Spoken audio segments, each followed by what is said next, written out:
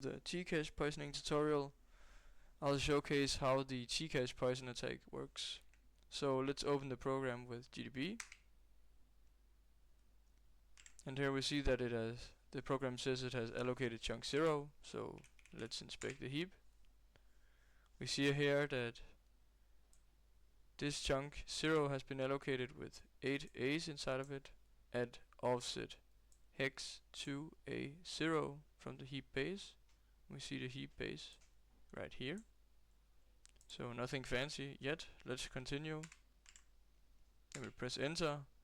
Now it says it leaked the heap base and did this by freeing chunk 0 and leaking the heap base. So let's go back and inspect the heap again. And we'll see here that this is the pointer that we leaked, and then we left shifted the pointer with 12 bits in order to get the heap base, as we can see here. Now this is going to be an important aspect of defeating the safe linking technique, which is used in modern Tcache versions. So let's continue. Press enter. Now it says allocated chunk 1 and chunk 2. So we see here that chunk 0 was freed and has now been given back as chunk 1.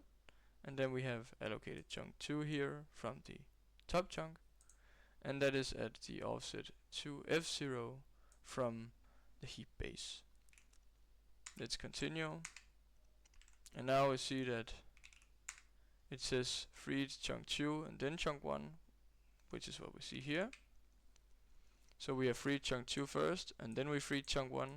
This means that chunk 1 will be at the head of the hex 50 Tcache bin, meaning that this chunk right here, chunk 1, is the next one to be allocated if we ask for a hex 50 chunk. And we can see here that its next pointer is pointing to hex to a chunk here with offset hex 2F0 right here. But if we inspect the pointer right here, it looks very confusing. That is because this pointer has been mangled, so it is harder to figure out where the heap is, and also so an attacker cannot just override this pointer in plain text. They have to know something. They have to get a heap leak in order to do this. And the way that this is calculated is this right here is actually pointing to this one. So you take the address of the chunk that contains this pointer, so this is this address, and then you right shift this with 12 bits, and then you XOR it with the target address, which is this one right here. And then it does it in reverse the other way around. I've made a function called safe link in the exploit script that you can use to make this safe link.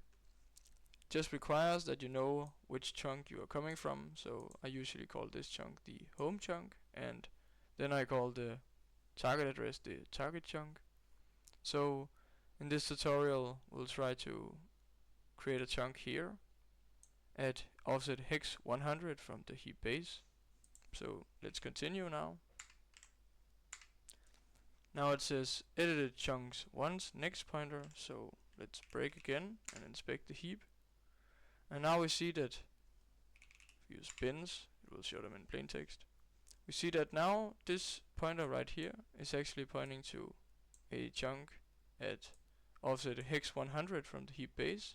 And if we scroll up, we can also see that GDB is interpreting this to being the item that will be allocated as number 2, as we can see here. So if we continue, press enter, it says allocated chunk 3 and chunk 4. So we break and inspect the heap again. And now we see that there has been 4 X's written to this address right here, and that the bin is now empty.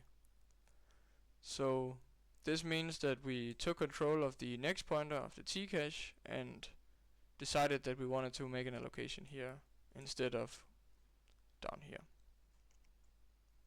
So that was the Tcache poisoning technique.